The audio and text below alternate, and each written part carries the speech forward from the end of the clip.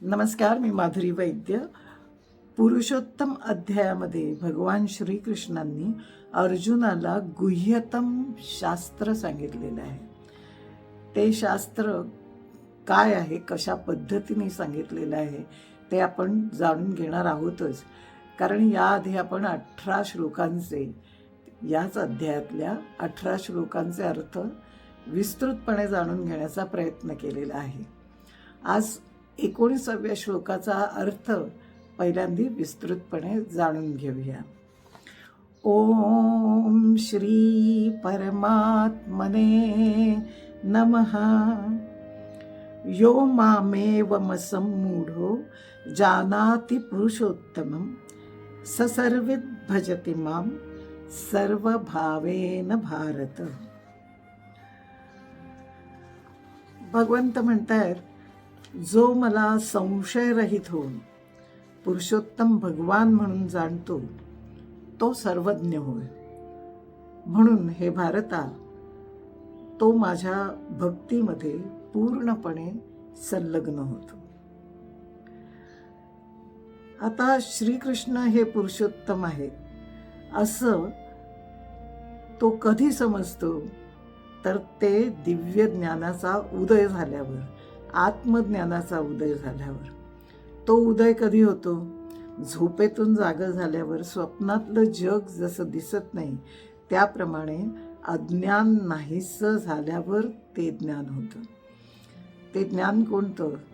तर तो मनुष्य नाश पावणाऱ्या जीवाला आणि अविनाशी आत्म्याला जाणतो, त्याला आत्मज्ञान होतं. आणि मग कोणतीही शंका किंवा संशय न बाळगता तो हे समजतो की श्रीकृष्ण हे पुरुषोत्तम आहेत. असा मनुष्य भगवंत पुरुषोत्तमाची भक्ती करायला योग्य आहे. अद्वैत रूप भगवंताला सत्यत्वानं जाणून त्याने मिथ्याद्वैताला दूर केलं आहे. म्हणून भगवंताशी एकरूप झालेला तो भगवंतांना भजण्यासाठी योग्य आहे. ज्ञानेश्वर माऊली लिहितात, म्हणून माझी या भजना उचितू तोच अर्जुना, गगनचैसे आलिंगना गगनाचिया.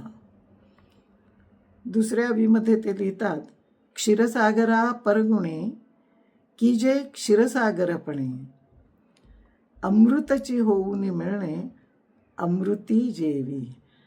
म्हणजे तोच माझं भजन करायला योग्य आहे. कारण ज्याप्रमाणे आकाशाला आलिंगन देण्यास आकाशच योग्य आहे, क्षीरसागराला ज्याप्रमाणे क्षीरसागराचीच मेजवानी करणं योग्य आहे, अथवा अमृत होऊनच जसं अमृतात मिसळावं लागतं. तद्रूप झाल्याशिवाय पुरुषोत्तमाची भक्ती प्राप्त होत नाही.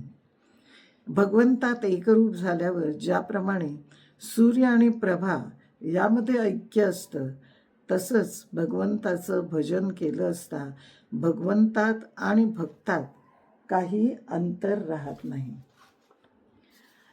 आता हे गुह्यतम शास्त्र 4 भागांमध्ये श्रीकृष्णांनी अर्जुनाला सांगितलं आहे.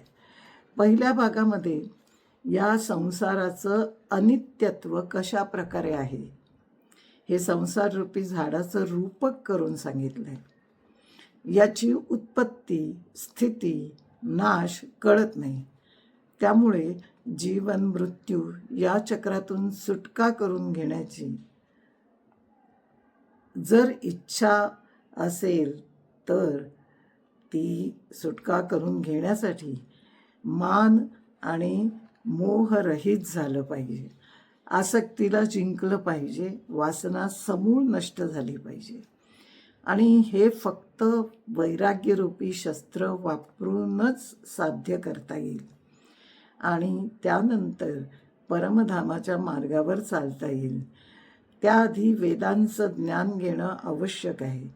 मग असे ज्ञानीजन अविनाशी पदाला प्राप्त होतात आणि पुन्हा संसारात येत नाहीत. म्हणजेच पुन्हा जन्म आणि मृत्यू नाही. दुसऱ्या भागामध्ये भगवंतांनी जीवात्म्याचं वर्णन केलं आहे. वायू जसा गंधाचं ग्रहण करून त्याला आपल्याबरोबर नेतो, त्याचप्रमाणे देहाचा स्वामी जीवात्मा पहिल्या शरीराला सोडून मनासह इंद्रियांना घेऊन जे दुसरं शरीर प्राप्त होतं त्यात प्रवेश करतो आणि विषयांचं सेवन करतो. हा आत्मा अविनाशी आहे, कारण तो परमेश्वराचा अंश आहे. तिसऱ्या भागामध्ये भगवंतांनी परमेश्वराचं सामर्थ्य काय आहे त्याचं वर्णन केलं आहे. तो पृथ्वीमध्ये प्रवेश करून तिला धारण करतो. रसमधुर चंद्रमाहून सर्व औषधी वनस्पतींचं पोषण करतो. प्राण आणि अपान यांच्या जोडभात्याने पोटातील अग्नी प्रज्वलित ठेवून पोटात अन्न पचवतो. भगवंत स्मृती, ज्ञान, विस्मृती ही निर्माण करतात. वेदांचा कर्ताही परमेश्वर आहे आणि वेदांताला जाणणाराही तोच आहे. चौथ्या भागामध्ये भगवंतांनी क्षर, अक्षर आणि उत्तम पुरुषाचं वर्णन केलेलं आहे.